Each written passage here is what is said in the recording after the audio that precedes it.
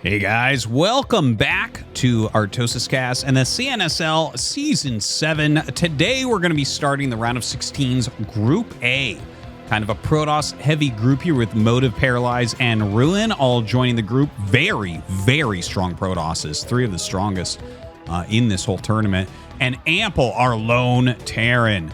But a very good, very aggressive Terran versus Protoss player. So definitely has some possibility. Honestly, looking at this group, I have no idea who's going to advance. It really feels like all 4 players have a reasonable shot. Maybe in my head, I have Motive slightly above the other players, but I don't know if that I even really still feel that way. I feel like Paralyze has improved a lot lately. Ruin, I'm always talking about. I love Ruin's play. And Ample, like, he's a little bit up and down because of his aggressive style, but he's got it in him to beat pretty much any Protoss occasionally. All right, well, we're going to start off with Motive versus Ample. Let's go ahead, get into this game, and talk about it a little bit more. Here we go. In the bottom left of Apocalypse, we have Ample. And in the bottom right, we have Motive. And I'm actually learning just now that Ann Griffin is an AKA of Motive. So now I feel a little bit less bad for some of my losses on the ladder. I hadn't realized that that was him. Anyways, very, very strong Protoss player. We've casted a ton of Motive games on here. I really do think he's going to have some breakouts into ASL pretty soon. And of course, Ample. Again, he's in and out sometimes. Sometimes he can even get like around a 16-ish type run. And he's improved a lot in like every way, I feel like, as well. Ample's just, he's a very good player. And I like his style. I think most people that watch him like his style as well. And I'm interested to see what he's going to bring to the table here. He has some very fun, very aggressive things that he likes to do from time to time. So anyways, yeah, let's see how they open. It looks like, yeah, we are going to have the gateway. And no scout as of yet. So this might just be a very optimized Dragoon expansion. And for Ample, oh, he might be going gasless here. That's what that looks like. When you bring this down there after a close by depot. Yeah, they could be gasless. It does not have to be, though. And I guess, you know, nothing crazy in the early game because there's not even a probe scouting. Oh, no, I guess it won't be a gasless. I want to thank you guys for tuning into ArtosisCasts. You know, it really means a lot that so many people still love and want to watch StarCraft 1 Pro games. And I hope you're enjoying the CNSL. Big shout out to CasterMuse for that. You know, I've really enjoyed this tournament. It's just so much fun to have, like, the format, all the players showing up time and again, putting out their best games against each other, and giving us really some great matches. There have been some amazing matches, like Ruin's last best of 1 in the round of 32 was particularly good. You know, a DeWalt versus Xiaoshui I really loved. We've had a lot of very good ones in this tournament so far. So yeah, thanks for watching, and make sure you leave a comment, subscribe, like the video, etc. It's really appreciated. And, you know, obviously we're going to be moving through here pretty quickly. The round of 16 is almost done. And then, you know, we go into round of 8, best of 5s, round of 4 in finals, and not that many videos left of CNSL. Then I guess we'll just go back to more of the regular routine. Yeah. Anyways, thank you guys for the support. And let's talk about the game a little bit now, right? We have range. We have a Dragoon on the way. Probe's starting to come out, so he is looking for that Nexus. We'll see if he cancels range. This is like an important moment. SV comes in, Dragoon pops, and you can see how optimized that build was. The Dragoon popped at 308 instead of 312, which is more normal. So really good mining there. And he does not cancel range. The SCV doesn't actually get up for full vision of that, but you're going to have to play like he didn't cancel range. And the Nexus is going to get started, it looks like. 3 Marines move up towards the high ground, and he is making a Vulture. So since he scouted him second, unless he's like an unbelievable savant on reading build orders, there could be a Zealot out. Now, with where he's moved these Marines, if there was a Zealot out waiting for this Dragoon, things could go bad here. There's definitely a possibility. There's not, so I guess we don't have to spend too much time talking about it. But, you know, sometimes you take a risk like that. If you don't scout them first, oftentimes, even very top pros will just go for the bunker quicker. And this wasn't quicker. This was like a normally timed bunker. So I just wanted to put that out there. Now, a vulture going out of the map. The add-on is almost done, and we're going to see where he wants to go. Is it going to be mines most likely? Vulture, starport. Okay. Okay, so here's my take on starport builds. Now, I really like starport builds. Oh, dude, that was a sick denial. He does get the probe, so it's not a complete loss that the vulture's going to fall. But, like, that was better for Protoss for sure. Okay, so my take on these fast starport vulture drops, they can be amazing.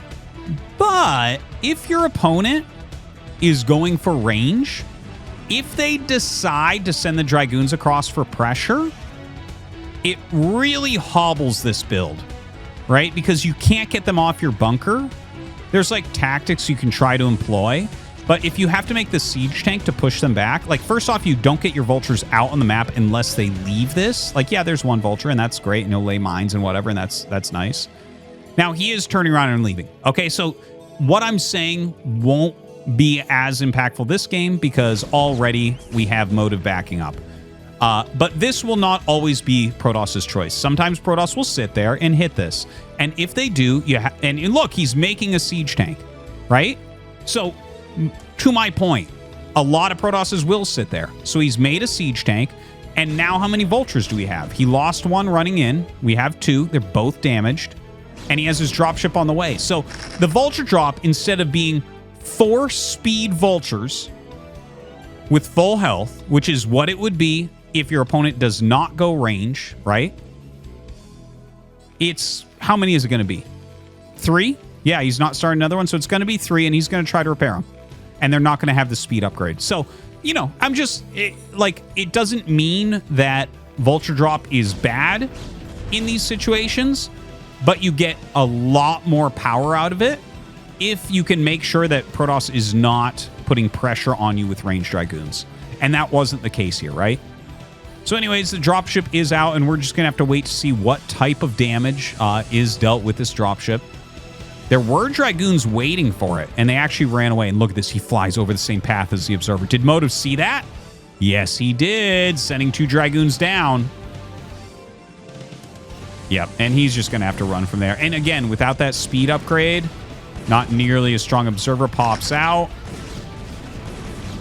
Kills one. He is going to lose a few probes. And that wasn't completely trash. He did lose a tank for a goon here. So, you know, not everything going well here for Ample. But you know what? He actually killed a good amount of the probes. I'm surprised. At the same time, Motive doing a little bit of counterattack, and that was a great move, actually. He targeted... You could see him retarget the bunker there because the Marines popped out to take shots because he knew he was going to lose the bunker. And now Motive getting that counter damage. There was a 10-worker lead, and in fact still is, but that might be partially taken away from what these Dragoons attack in the SCVs. Obviously, a lot of lost mining time at the moment. Still trying to kind of micro here as well. Some good surrounds. The Dragoons getting pretty low themselves. Does make that a bit closer, right? Brings it within about 6. But great SCV production here from Ample. Gets into his second factory. The 3-gate range observer here is providing a lot of Dragoons. You can see he just runs up and targets down this siege tank. So a nice move there. A secondary siege tank comes out.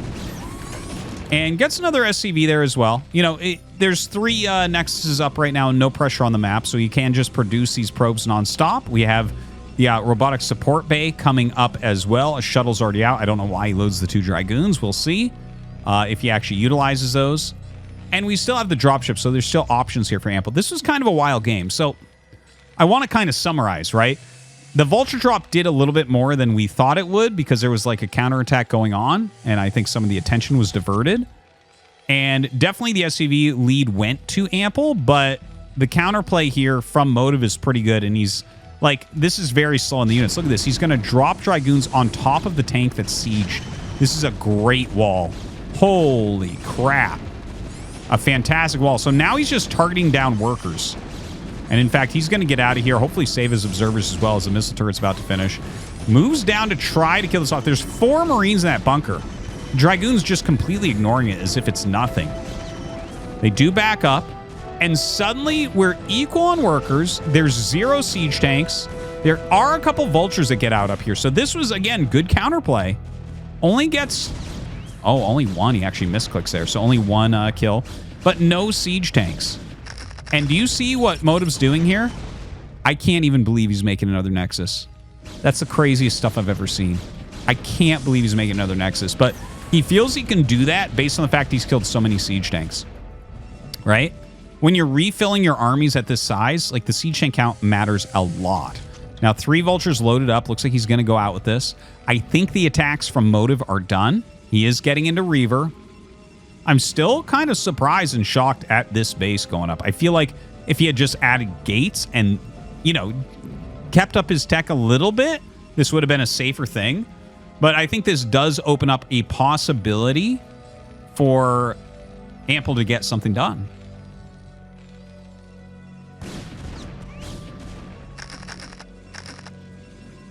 Not a lot of units spread out. There is a way to get in here into Motive's base with vultures. We'll see if that gets found by Ample. Reaver's still being produced. Citadel on the way. The Citadel really, really important. He sees that there's a 4th Nexus. And he actually starts his 3rd command center on location. So really, really unafraid right now as he sees the greed coming out of Motive. So very, very good 3rd base. And, you know, you can go 3rd base against 4 base here. You know, that's not like... we don't look at this and inherently think, oh, Terran's screwed. It's more the 5th base that really screws Terran off. You know, 5 base Protoss can basically remax for a very, very long time and afford other Nexuses. So that's what Ample's going to have to kind of look out for. Now with Citadel up, there is speed for shuttles on the way. No upgrades yet out of that forge, just defensive cannons thus far. There's the legs started. There's the +1 attack started. Gateway's still being made. Very defensive formation being formed here by Ample. He does know that vultures are out there. Picking off a few probes. That's nice. Brings that probe count back in line. That is one thing we can say really positive about Ample's game. He's been very close on worker count basically the whole time, even ahead for a little bit earlier. And that's a big tell as to how the game is going as well. The closer you are in those worker counts, the happier you're going to be as Terran. Almost up to the SCV count he probably wants, probably mid-60s. He has +2, +1 going already, by the way, which is pretty big. You don't see that this early that often. You know, 5 factors become so popular, but he actually, I did notice it while we were talking earlier. While we were having this discussion, this one-sided discussion earlier, guys, I noticed that he was throwing down the science facility. It was actually quite well timed. You know, he already had the starport, so he could time that out very, very easily. Because of that starport opener. I kind of like that. It's kind of a nice added thing I wasn't really thinking of that goes with the starport openers very, very well. Now, a few units being moved in the main base. This is anti-Reaver. By the way, the base layout is actually very poor because the comsat touches the factory. So he can't get units up here easily at all. They actually have to go around this way, which is super, super far, or they have to go through the mineral line, which never works. So a little bit of an issue there as far as the SimCity goes. I'm sure he did not mean to do this. It just kind of happened that way. Yeah, there's not really any plus there. You might look at that and be like, oh, what about a recall? Like, it'll stop the units from coming in? No, you don't look at that defensively in that regard. Okay, right now, moving forward, has the double speed shuttle. Motive with a lot of supply, man. 163 to 116 right now at 13 minutes. 5th base is coming up. Ample sitting in a very turtled position. So this here... Oh, and we have the double speed shuttle. Okay, he's going to lead with the Zealot one coming in. Drops those Zealots out. Out come the Reavers. Ooh, well-placed siege tanks there. He dived maybe a little bit too far. Backs up as these turrets are being picked off. Oh, no, he loses the shuttle. See, his idea there was to kill off those turrets in time so they could micro back. Excuse me. And that did not end up working out for him. He lost the shuttle, so there was no real countering to that. No good micro to keep those Reavers alive. So it gets cleaned pretty quickly. Spies do get a little bit closer after that. He does lose 3 depots and his academy. The academy doesn't matter because he did already have his 3rd comsat. Storm on the way right now for Motive. Now, let's talk about this 5th base. This is a point of contention, and you see a dropship come up. This is Ample nodding towards this is a little bit scary. He wants to do something about it. So if you're 3 base and you're playing against 5 base, you must either take your 4th base location or you must attack. Those are your 2 options as Terran. There is not another option. So it puts the decision to you, and you have to decide then. Now, playing 189 against 141 doesn't feel like you want to attack, but he has 2-1. Storm is not done yet. I don't think he necessarily knows that, but Storm is not done yet. Like, he might be able to pull an attack off here. If he just continually rallies, right, doesn't get supply capped, he's going to be able to push this army back. Those upgrades really going to help him out. Now comes up, Siege is on this high ground. Pushing Motive back. We have some Psy Stormers ready in the shuttle.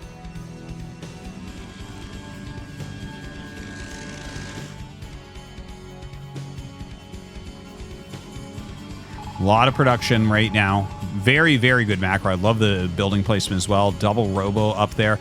Leaving these tanks to the side for a very long time. There's no units in here, so he actually has a window to do something. Now, in comes this attack. Let's see what he gets done. Drops out some Psy Storms, walks up some Psy Storms. Very bad Storm, very excellent Storm. Missed Storm. And he is storming these tanks all to hell now. Okay, so the odds of a Motive victory right now, I put at 99%. This was not the finest moment for Ample. Obviously the whole game has kind of led to this.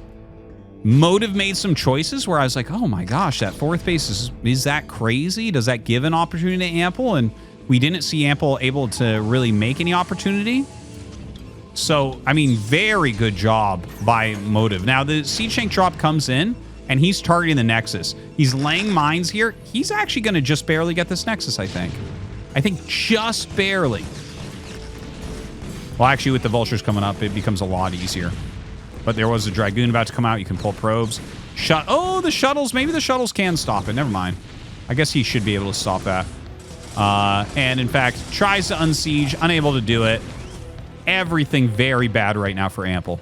He has his 4th command center. No real way to get up there. He just started 3-2 upgrades. Honestly, even if he had 3-2 done here, I don't see much of a way out of this. This is the 6th base coming up. 76 workers against 57. 76 is definitely on the high end for Protoss, but he already reduced the siege tank count multiple times this game. This is the type of game where you can just attack move into your opponent endlessly.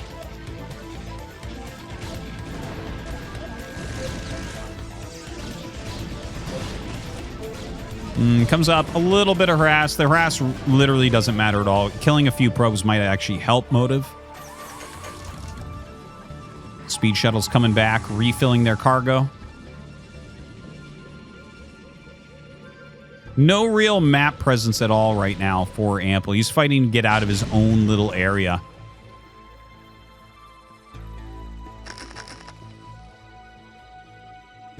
Motive just bringing a lot of units forward. And this is the right type of way to play, I think, right? Like, you know that Ample has to come back up on the high ground very, very, very soon. We're getting to the far end of when you would take a 4th base. So he's just going to attack it. In fact, he doesn't even wait for him. Yeah, should probably wait for him. Runs back after losing a bunch of units, killing nothing. But what you want to do is just sledgehammer into Terran over and over at this point.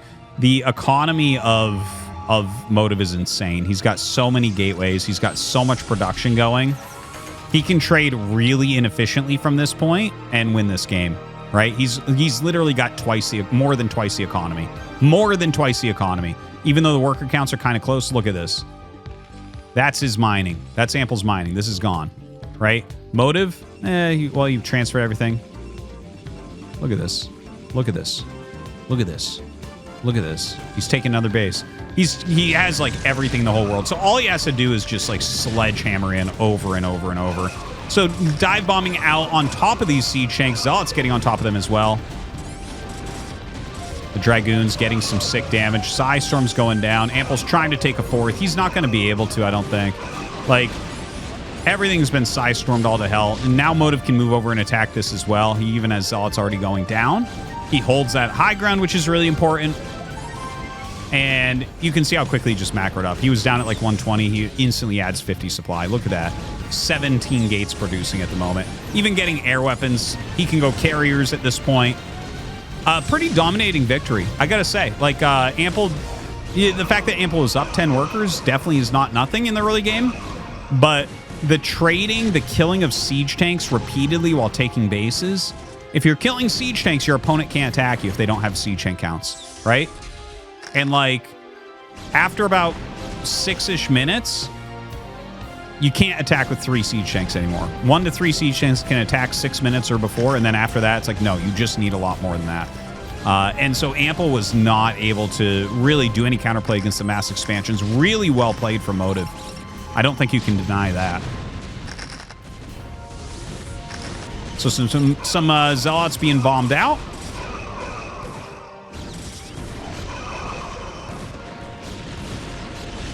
And, well, as you can see, the supply of Ample is down to just about 0 here. 40 workers, 86 supply overall. And that's going to be it. GG. Motive wins the first match. All right, so match number 2 is going to feature Paralyze here. The Afro Toss up at 12 o'clock. And in the bottom right, we're going to have Ruin. Who is actually favored between these two? I think Ruin slightly. You know, Paralyze actually hasn't made it to ASL yet, which is kind of surprising. I feel like he's of that level where like he's going to pop in once and then we won't see him for a few seasons and then he'll pop in again, that type of thing. And that's actually what Ruin's been doing, right? Like occasionally Ruin gets in there, but it's certainly not regular. Obviously, neither made it into ASL Season 17, which CNSL 7 mirrors, utilizing the players that did not make it in and playing a tournament with the same format at the same time. Great idea. But yeah. So I guess I do favor Ruin a little bit here, but Paralyze is like really deadly. He's super modern, just like Ruin is. And I'm kind of excited about Paralyze. He's really active, man. I feel like I see Paralyze all the time playing, practicing, you know. He's in like every tournament, and that's good to see. And the same can be said for Ruin, though, truly. Being on Apocalypse in a Protoss vs. Protoss does bring us that little rock, paper, scissors because there's no ramp. 3-gate Dragoon becomes very, very powerful. And because 3-gate Dragoon becomes very, very powerful, DTs become very, very powerful, right? So those two builds are definitely builds that can hard counter stuff and just kill them. With the DTs killing 3-gate Goon, like with a 99.99% win rate.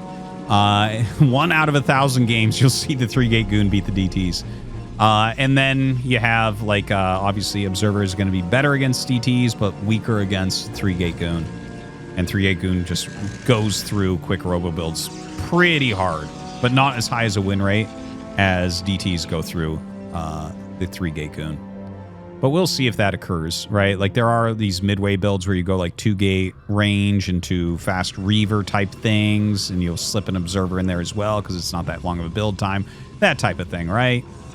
You can utilize some buildings and stuff if your opponent does do some sort of crazy all-in. Anyways, both sides scouting, both sides making a Zealot. It looks like Ruin will find Paralyze first on this 3-player map. So that's going to give him a little bit of peace of mind that he knows exactly what's going on. Ruin will turn around pretty quickly and go for the scout into the other base. Zealot comes out but does not get the hit there onto Ruin's probe. Paralyze headed towards the other 3rd main. And we should get... Oh! Citadel for Ruin. So very, very, very fast. Now, the reason he can do this is because he did not get scouted first. Right? His probe came on the path that the scout would come and saw no probe on the way. So if there is a probe, he knows when that's getting there, and that's after his Dragoon, or it was supposed to be after his Dragoon, but it's actually not. Because he made the Citadel before the Dragoon, I believe. And the probe actually runs away as the Zealot comes out. So that was a little bit of a feint, because he actually could have made it in here and maybe seen this. Now, there's the Templar Archives. Dragoon is out. Ruin is just going for a very quick victory here. Just going for a DT rush. Is there going to be a robo? This looks like a robo pylon. Truthfully, there's the robo. Okay, so this comes down really heavily. Like, when do we see the observer versus, like, does he go quick reaver? Which could be the case. Sometimes you see, like, quick robo go into reaver to help hold on against early attacks or to get ready for a big push. I think he'll make observer. I think he'll keep it at home, but we'll see about that. Ruin taking that little bit of a risk.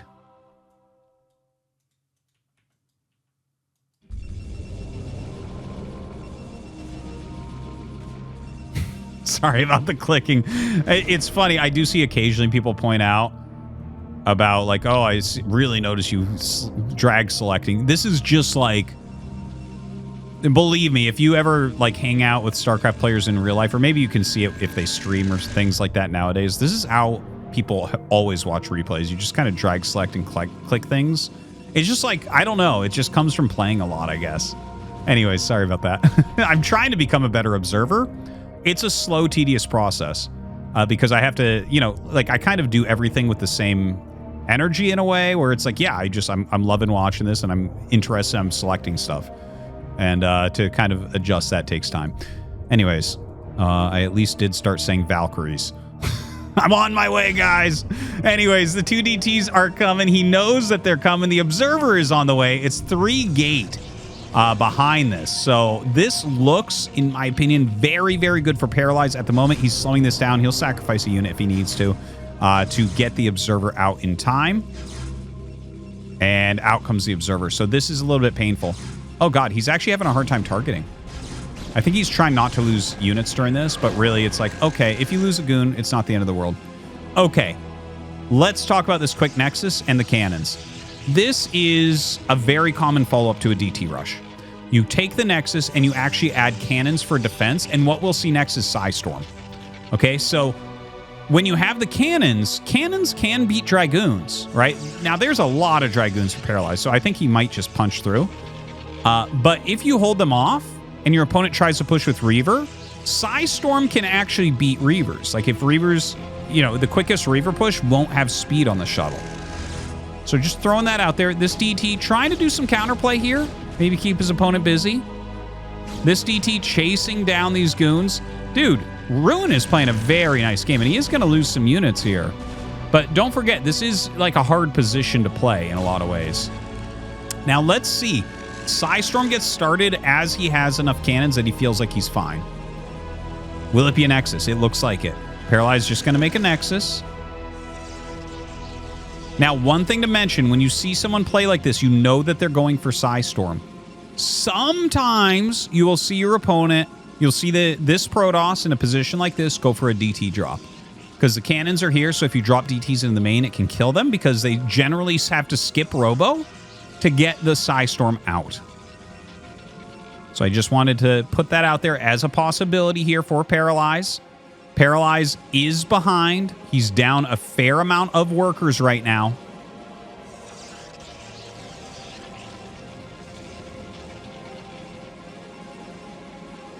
Observer kind of checking out the whole base. He sees, okay, well, no Robo. We got to assume Psystorm. He's seen the High Templars, so he knows what's going on.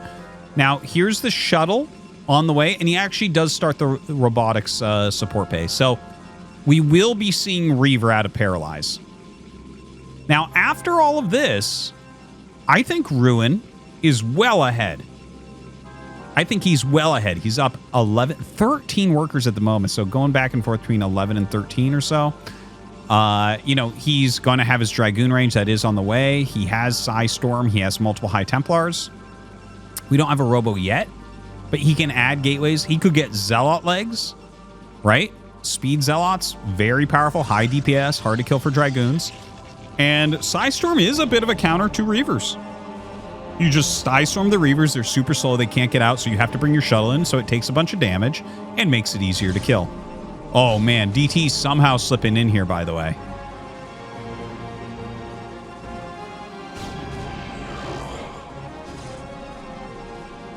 Another DT hitting the natural. They are getting some kills. They are getting some kills in here. Few probes here and there being picked off. Really good multitasking here. I think that this game, because it was a pretty quick observer from Paralyze, I think that this game can show you a lot of things that I've been saying about Ruin. Like, this was a very cool DT build. I feel like I would want to know how to do a build and execute a build like this if I played Protoss, right? Because he's, like, taking that risk where he might hit the observer build, but he's got some counterplay to it. He's got some little DT counterattacks. He's got his cannons and expansion. Love what I'm seeing here. Speed upgrade is going to be finishing for this shuttle, and he will have 2 Reavers, so that's going to give some opportunities for Paralyze to maybe get in here and do some harassment. Obviously, that's going to allow him to pick up Reavers out of Psystorm more quickly as well. Looks like he's hunting this DT. He went all the way to this corner, doesn't find it there. Oh, there's a DT here. Here I am, guys. Little swipe. Runs away from the observer. You're not going to catch that. The observatory now up. So Ruin, by the way, notice that he made his robo near his cannons. Because sometimes that DT drop comes and just targets your robo down and there's nothing left for you. You lose half your base, sometimes your whole main base. Speed shuttle coming in now. This will be interesting. Where does he try? So you can't be seen. He's not seen up here. So he sees, he's like, okay, cannon, 2 goons. Okay, we don't want to drop there. Just turns around, goes elsewhere. He could have come down here, but you never know. You might get trapped. It's a possibility. See the observer come over? This is exactly to spot the shuttle doing that. And it's just a little tiny bit late. Imagine if that had been there. He'd know exactly what's going on. Of course, he hasn't seen the speed shuttle yet. He assumes. He thinks probably a speed shuttle. Second speed shuttle coming out with Zealots. So both speed shuttles going together. Kind of a Protoss versus Terran tactic here. Or maybe originally a Protoss versus Protoss turned into a Protoss versus Terran tactic. Bringing those Zealots to tank some damage. While the Reavers will deal it. Getting ready now. 3 more gates have been added up here. There's a lot of macro coming out of Paralyze. Still trying to find this DT. Okay, he's going to dive in. Ooh, very good defense. Ruin has so many units in his main. Really not afraid of a frontal attack here. Has those Zealot legs, gets his 3rd Nexus up quicker.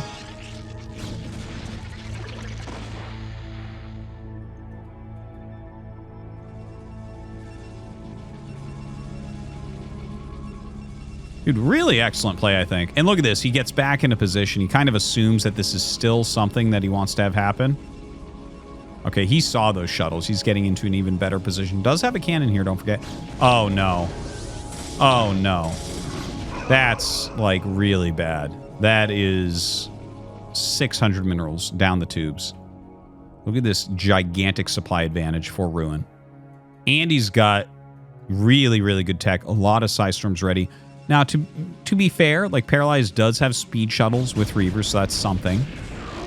And, you know, Paralyze is getting into his own Zealots with legs. He is getting into his own Psystorm. So he's going to have more sources of splash damage, which definitely can be good, can be helpful. Now, the speed shuttle comes in against this new 3rd base. Looks like he's going to pick these cannons off just before they finish. Other one does get canceled. Going to fly away now. Looks like Ruin's just getting ready for an attack. I think he realizes that he has to be ahead right now. And with those Reavers out of position, how many Reavers is your opponent truly going to make? He has his own High Templars coming up. Storm's not ready. Storm upgrade not ready. Not as of yet, at least. Oh, boy. This Reaver not getting anything done. Okay, does kill a High Templar, but look at these Storms. Just brutalizing this army. And yeah, Ruin just absolutely Hulk smashing his way through Paralyze. Beautiful, beautiful game from the up-and-coming Protoss player. GG! And there you have it. He goes to that winner's match.